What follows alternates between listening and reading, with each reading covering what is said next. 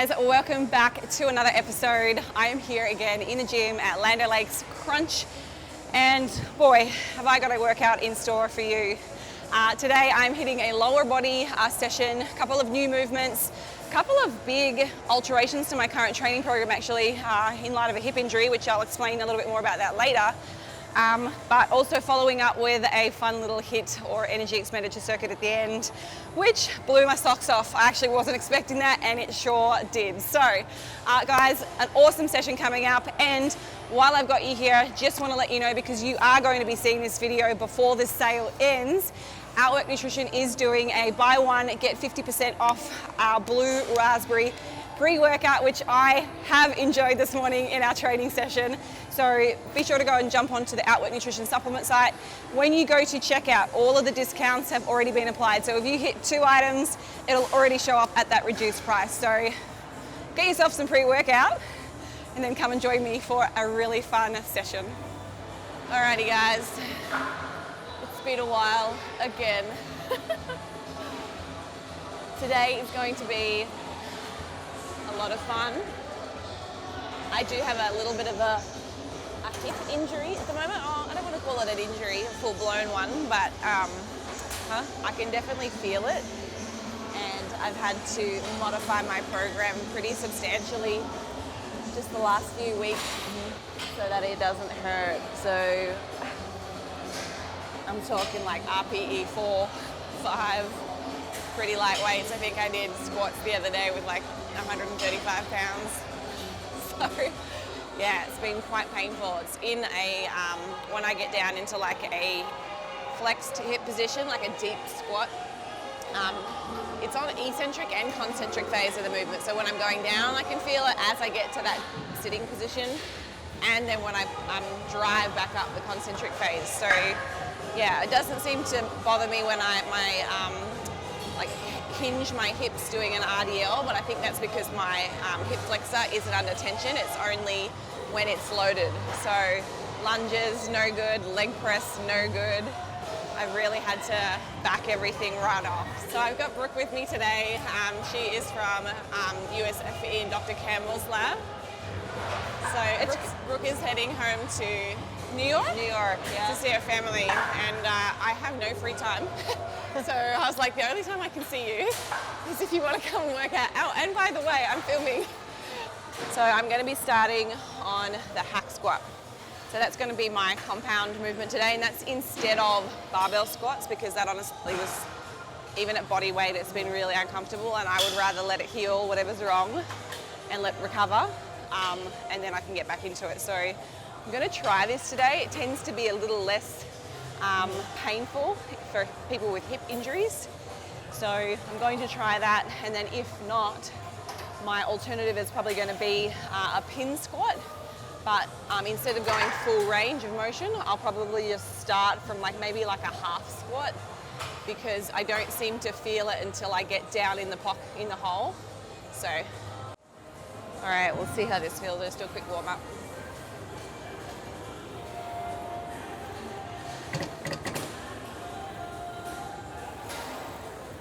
Oh yeah, this is good. No pain, woohoo!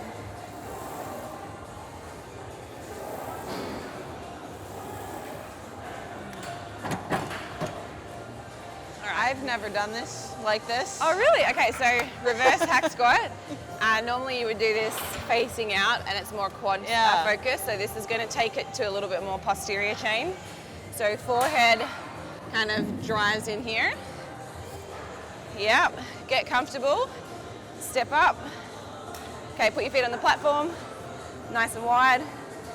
Take it into the glutes, and then bring the handles in towards you. Yep, and then nice and control the way down. The weight will be fine. How's that feel? Feels good. Does it look weird? No.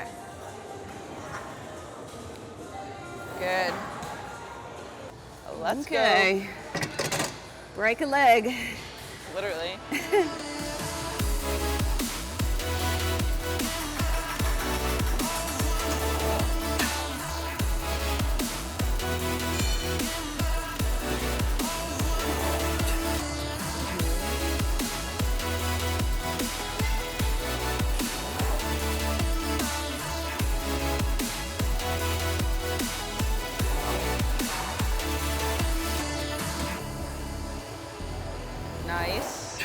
5, 6, 7, nice. 8, 9 for me.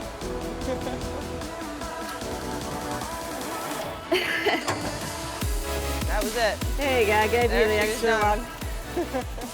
Are you doing We'll just another go one? with that. No, I've only got 2 working sets because I'm obviously trying to get smaller. I am actively in pursuit of bikini body. No way. Yeah, I am You're moving cutting. from, well, I'm not actually dieting, hell Oh. no, it's Christmas. But I'm going to do bikini next year for wow. A.P.D. So what does that mean? You get So what does that smaller. mean? It means that I'm no longer lifting anything heavy.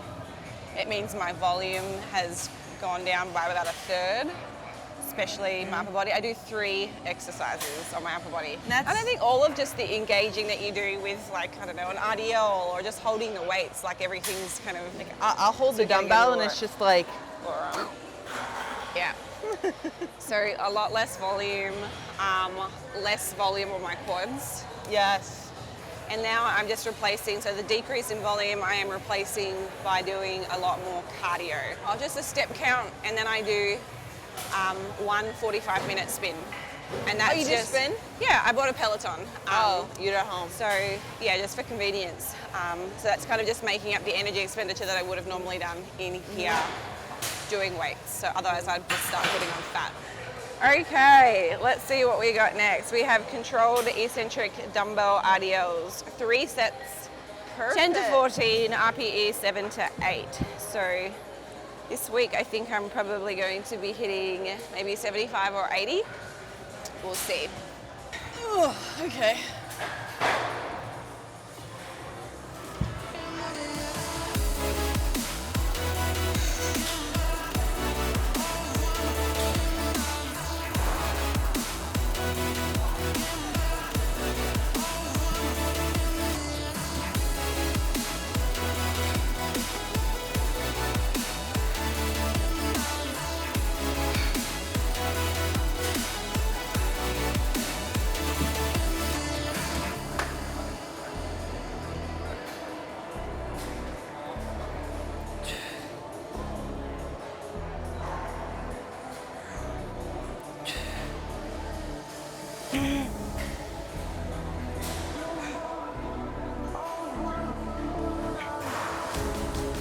Okay, that's enough. Yeah, 10's good. When are you competing next year? I haven't really decided firmly yet. I need to have a look at some of the shows and find out where the national judges are going to be at, because the last thing that I want to do is do the show. There's no national judges. Yeah. Let's say hypothetically I did get a pro card and then be the first time on a pro stage, first time with a national judge. They've got no idea who you are. Yeah. So I think I need to be a little strategic about it and make sure I pick one of those. So generally I think people underappreciate how difficult it is to do a contest prep, especially if you are really shooting for, you know, Like top to win, contender. to win. And then you've got your career, studies, kids, Job. you know, yeah, everything really compiles. And then add one little stressor, like a personal relationship issue or like Yeah. some drama. Oh. It's like there's only so many spoons for stress and it's all coming from the same bowl, you know. So these are intended to be somewhere between like a 5 and a 6 count tempo. I've previously done these as maybe like a 3-second or a 4-second eccentric, and it's actually quite difficult to slow yourself down to that speed, but there certainly is a significant benefit as far as time under tension and increased reps if you can get to like a 5 or a 6-second count. If you try to go to 5 to 7, actually I was reading a study just this morning, there wasn't a significant difference between like a 5 and a 7-second eccentric, but that gap from 3 to 5 absolutely is. So, yeah. I'll be excited to see what I can do with a normal tempo RDL after using the 75s for 6 seconds.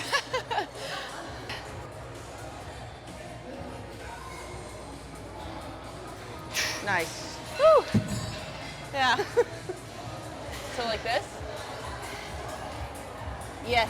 Yep, there you go. Wrap your fingers over it, yep. And then I help you out with this one. Yep. Do you put your thumb here? I like to go a thumb over, but it's really up to you. Like Whatever this? you You want. like this? Yeah, I lock them in like that. Yep. Uh-oh. You'll be right. Once you get up, you'll feel okay. We'll try. Yeah. There you go. Rub them. There you go. Oh, yeah. Yeah, there you go. Much better. All right, nice slow tempo.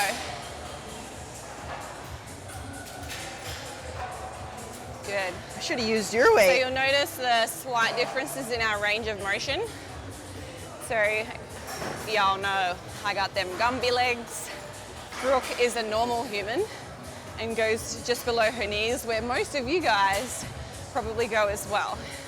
There's nothing wrong with how Brooke is doing her RDL. I just want to make that really clear. That is her range of motion. That is the length of her hamstring. So if I try to make her go all the way down to the ground like I do, she may tear her hamstring, and we don't want that. So, but if you are able to go lower and still keep a neutral spine, you could probably work on that. I never used to go low enough. Good set.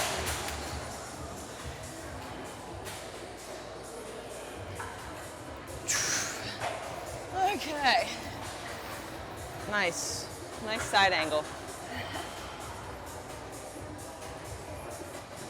So, real quick, just notice how my back does kind of stay pretty straight.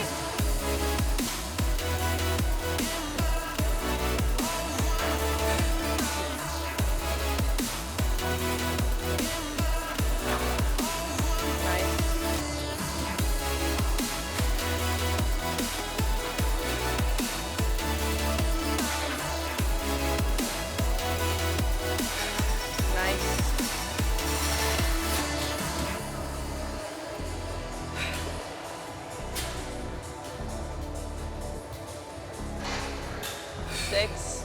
Nice. 7. 8. Nice. 9.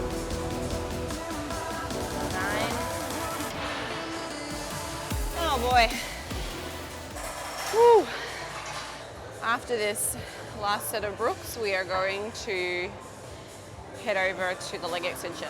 So, unlike the 2 exercises we've just done, which are multi-joint movements, we are going to do a single joint movement. So obviously you've got hinging at the hip, bend at the knee, making it a multi-joint. Leg extension is just one. And if we look at some of the research in non-trained athletes, when it comes to hypertrophy outcomes, and this is interesting, there is no significant difference between multi-joint exercises being performed and single joint exercises being performed on hypertrophy outcomes. And that particular study that I'm referring to, I think, was over 10 weeks, and it was 2 training sessions a week. But if we look at the research in trained athletes, that is not the same. So a trained athlete perhaps needs a greater stimulus, heavier loads, in order to elicit the same hypertrophy outcome. So there is still obviously benefits to doing a single leg movement. If you're trying to isolate a particular muscle group, for instance, so in the case of quads, leg extensions would be great. I'm still incorporating these into my session because I would like to hit my quads some, but I'm not going to the same intensity that I would previously, and my volume overall is a little bit lower. So I think I've only got 2 sets of these, but I know I lied. This week it's actually the heaviest week of my program. It is 3, but wow, 3 sets. I'm used to doing like 4 at a really high RPE, so. Was that heavy? No. You lying? It was lovely. Okay, she said it wasn't heavy. I'm gonna trust her. So I was just saying to Brooke that at some point here in the not so distant future, I do want to head into the lab, and I'll probably do my RMR as always. It's just interesting to kind of see how the changes in your physiology impact your resting metabolic rate, but also I would really like to do a baseline. I haven't done a baseline, but I'll try and get in soon to test my, I guess, muscle density, and then go back in a meaningful amount of time later so that I've had time to atrophy and get smaller and just see where I'm at. So previously when you guys have come in and had a look at the testing, I think Brooke was doing my skin folds. She did A-mode ultrasound, which is also, I guess, another, that's kind of the way that we would compare it to body fat testing.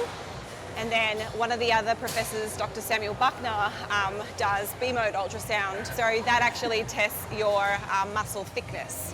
So yeah, I'll be interested to see how my quads look in 3 months, how much atrophy I get from my shoulders. That's actually a really good testing site to get your shoulders. So yeah, I think when you get yours done, I kind of want to get mine done because our goals are very similar. It like get smaller?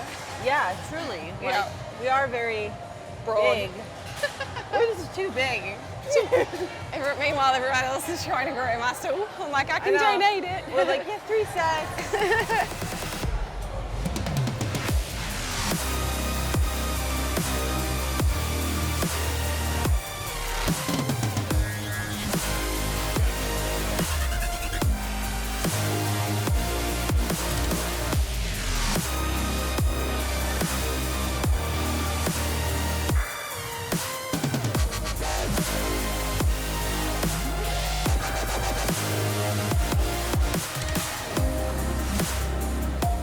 16. So one of the things that I have been doing that's a little different with these, not that I need to per se, because hypertrophy here isn't my main priority, but for other exercises, just getting used to doing a little bit of a pause between the reps. So slowing down at the halfway point to kind of activate that stretch reflex. And you can kind of get more muscle contraction, more receptor activation, and that hopefully elicits a better hypertrophy response, long term over your training career. So rather than rushing through, which I'm definitely guilty of, depends how much of a hurry I'm in. All right, glutes, baby. Yeah. Huh? Glutes. It's about time, damn it. Because yeah. All right, there's a man on there. He's texting and repping. Oh, I hate that. And listening to something. And there's someone on the single leg press. We've got a seated calf raise. Oh, is he done? Oh no. The joys of waiting for equipment. There was a new study that came out that said 3 to 5 minutes of rest doesn't matter. Yeah. I think that's too long in terms of like metabolite buildup.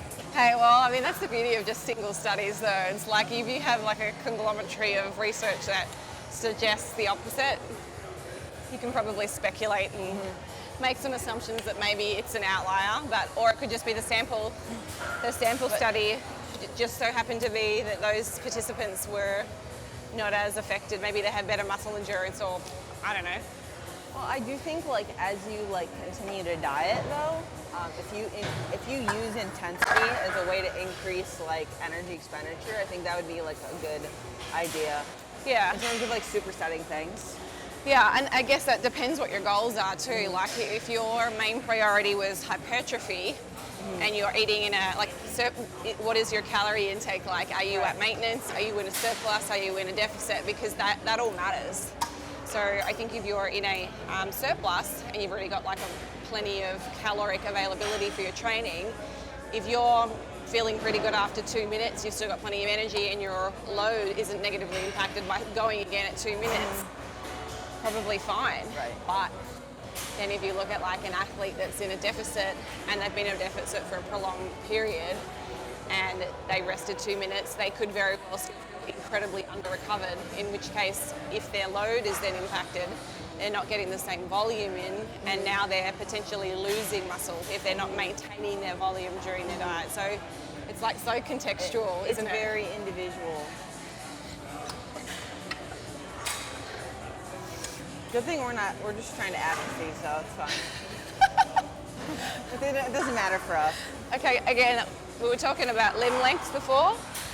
My tib fib are very short, so I always have a hard time getting the lever back in when I finish my set.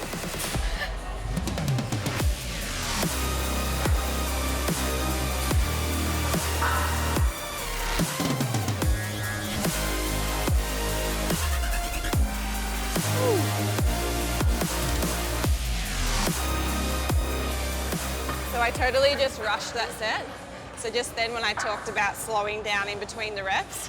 So when you get to the bottom, pause for a little bit and then come up, unlike what I was just doing and jumping around like this. So I'll do my next set correctly. I was just distracted. It was my face. I know, I was literally just about to say.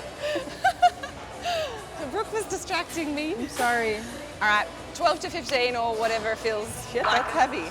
Hey? All right. Yeah, we might want to take the 25 off. That's too heavy for me. Oh, okay. Nearly crushed my phone. All right, here we go. I want to do my set properly. Yeah, nice pause. Good.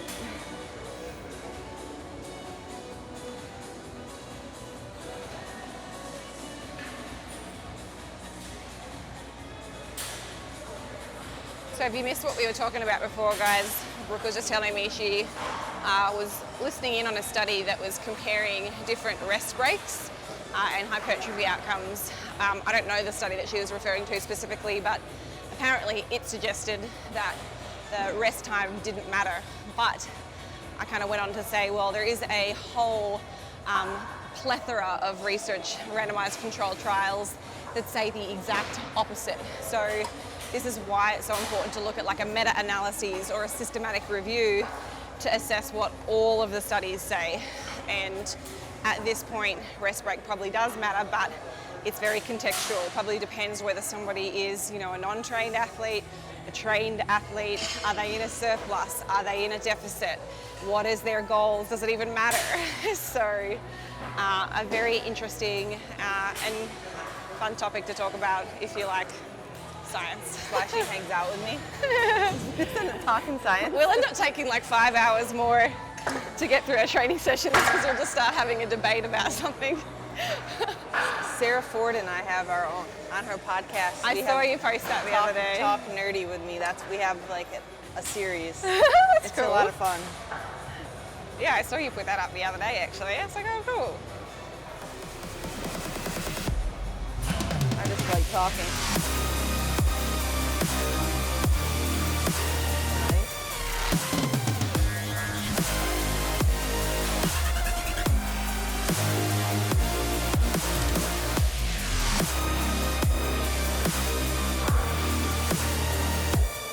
Oh, I rushed that one.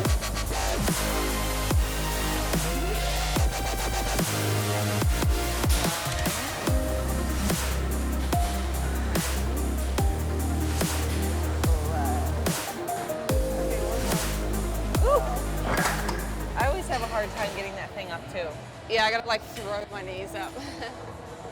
So same rule applies here, guys. So at the midpoint of the rep, pause in the center. So don't let your glutes relax. Just keep a little bit of tension on there. So like that. And you will find that it is significantly harder. And in my case, because we've kind of worked up to using the stack, the full stack from multiple reps, rather than having to do 25 reps or something like that for me to get to a point where the intensity is high enough to make progress, adding that little pause between the reps enables me to just keep my rep range to something that is a little bit lower without having to like, I don't know, and also not having to put a bunch of weights on here too.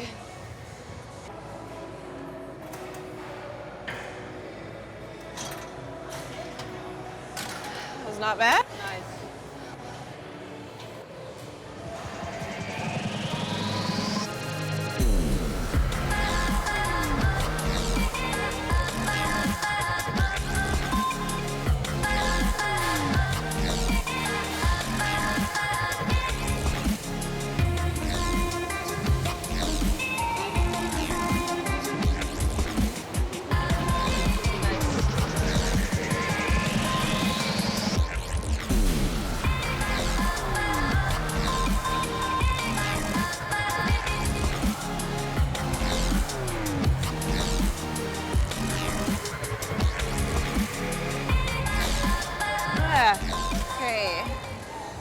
last exercise before we do a lower body energy expenditure circuit, yay, is hanging leg raises. So core is the one thing that I'm really going to have to work on this year, like hypertrophy out of all things, because my, I guess the way that my muscle is structured, the tendons are quite shallow. So even when I've gotten incredibly lean in the past, I think the leanest that I was 2019 at my Atlantic City show. I still don't have a huge amount of separation. You'll see some girls that just have rock solid abs even with a higher body fat percentage. So that's been a real big struggle for me, because there's a handful of exercises that you can do weighted for core, but the heavier I go with like a crunch or something like that, where I can use the cables and apply weight, it does start to gravitate into your hip flexors, and I feel like I'm no longer using my abs. So that's probably a question that I have for the experts. So I'm gonna have to do a little bit more reading and find out if there's anything that I can do that doesn't, then just start to activate here, because it's not beneficial and I'm just wasting my time. You could use resistance bands. Yeah. And you could like tie it onto that and then be on a bossy ball and hold it over your head and then like almost like. Oh yeah, I've seen that actually. I've done that. Yeah? Yeah. I've never tried it. You should. It hurts a lot. So you feel it It in hurts your, a lot. like just your core? Yeah. Okay. It's bad. Yeah. Okay. Like really bad. I'm gonna give that a go. Thank you. You're welcome.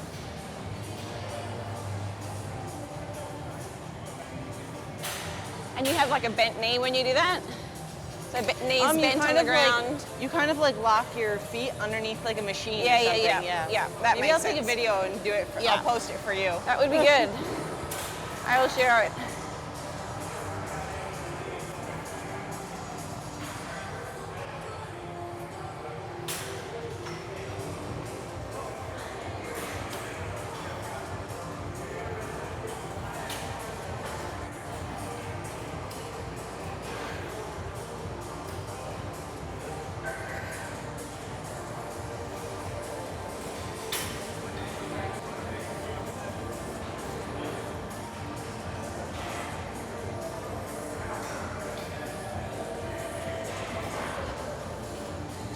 All right, so to finish off today's session, we're going to do a little HIIT workout. I have previously been doing, and I think if you guys have followed along on my training page, a combination of just different resistance-based exercises, but with very light weight. So I was doing a long stride lunge, I was doing a curtsy lunge, and then a single leg hip raise. So that was kind of my little circuit. I'm over that. I'm ready for something new. Last week I did a combination of different box jumps and bench hops, which was fun, but you've probably seen that if you follow my page. So today I'm actually going to make something up new over in the, I guess we'll call it the HIIT section. I've got a special name here in Crunch, but it's the hard, high intensity workout area over there. And there's one particular piece of equipment that I have fallen in love with. It's incredibly hard, and hopefully you guys have access to it if you've got a similar gym to Crunch. So let's go and check that out. So first exercise I'm going to do is this contraption. It's called a Marpo. I didn't know that until just now, but anyway, it is an upper body exercise, and for me, again, thinking about my goals, Brooke as well, we're not trying to expand or hypertrophy our upper body. In fact, I'm trying to shrink a lot of it. So I'm just going to have one exercise that is upper and at a fairly light resistance. So what I'm thinking here is just trying to keep my core on, reaching nice and high, pulling down. So I'm just going to count to 30. Literally, I'm just going to do 30 pulls. That's it. So that's exercise one. Just going to do 2 sets of this circuit. Next one's going to be a lateral bench hop. So just thinking about some energy expenditure, I'm just trying to replace some of those exercises that I'd usually be doing over in the resistance area. So foot goes in the middle, just hopping side to side. And again, just gonna count to 30 reps. Last one, good old TRX, man. I think I had one of these when I was like 16. They've been around a while. I used to strap it, there was like a little attachment you could put in your door. So I'd be at home, I'm like, oh, got a TRX. So coming down nice and low, and then you're pulling in. So really thinking about driving down into the floor, nice and high, 30 reps.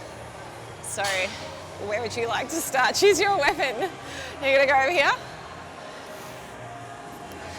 I feel like we need some music. Dun, dun, dun, dun, dun, dun, dun, dun. 30 reps, 30 pulls, 30 jumps, 30 of these. All right, whenever you're ready, let's go.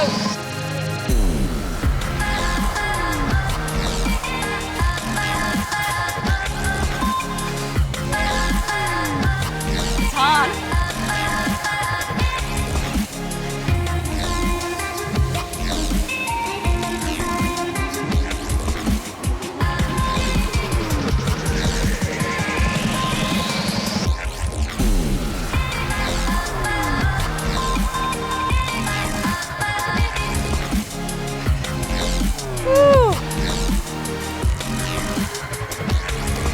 Rotate. Okay, sure.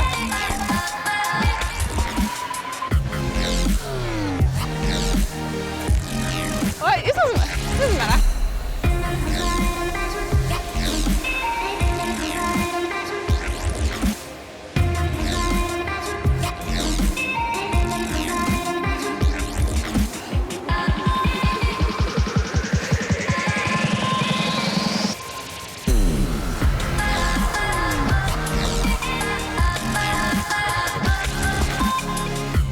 Whoever created this, what a monster. Oh, Lordy Lord. All right, go side to side.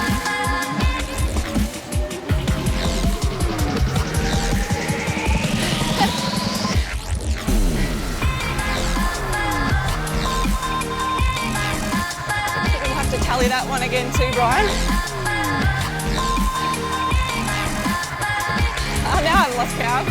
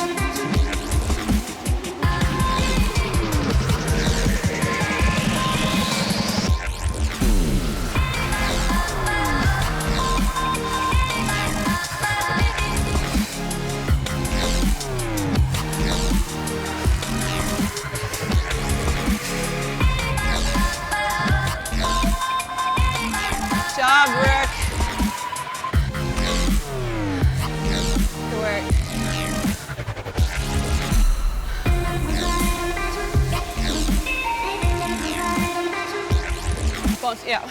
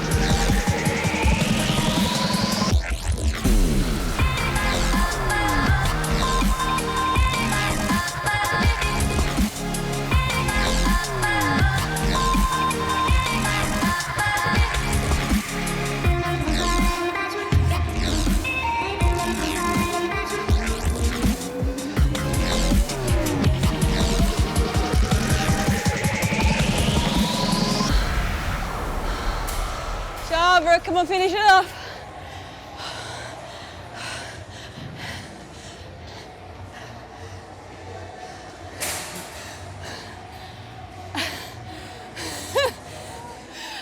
thank you so much for tuning in, guys. I hope that you enjoyed today's workout.